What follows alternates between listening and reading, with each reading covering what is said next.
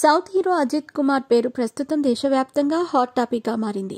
ఎందుకంటే ఈయన రీసెంట్గా దుబాయ్లో జరిగిన 24H రేసింగ్ పోటీలో పాల్గొని అందులో 3వ ప్లేస్ సంపాదించుకున్నారు.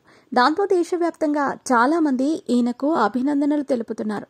ఓవైపు హీరోగా కొనసాగుతూనే మరోవైపు కార్ రేసింగ్లో కూడా ఈయన సత్తా చాటుతున్నారు.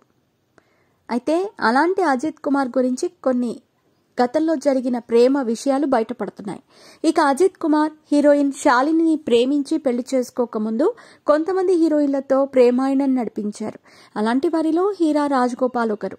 అజిత్, హీరా రాజగోపాల్లు కాతల్ కొట్టయ్య అనే సినిమాలో కలిసి నటించారు.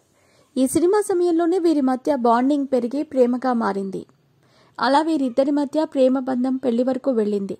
కానీ కొన్ని కారణాల వల్ల వీరి మధ్య బ్రేకప్ జరిగింది. అయితే ఓ ఇంటర్వ్యూలో అజిత్ హీరాతో ప్రేమ విషయాన్ని బయటపెడుతూ, నేను హీరా రాజగోపాల్ని ప్రేమించిన విషయం నిజమే, మా ఇద్దరి మధ్య రిలేషన్ ఉంది నిజమే, పెళ్లి కూడా చేసుకోవాలనుకున్నాం. కానీ ఒకప్పుడు హీరా వజ్రంలా ఉండేది, కానీ ఇప్పుడు ఆమె పూర్తిగా మారిపోయింది, ఆమె మాదక ద్రవ్యాలకు బానిసయ్యింది అంటూ షాకింగ్ కామెంట్లు చేశారు అజిత్.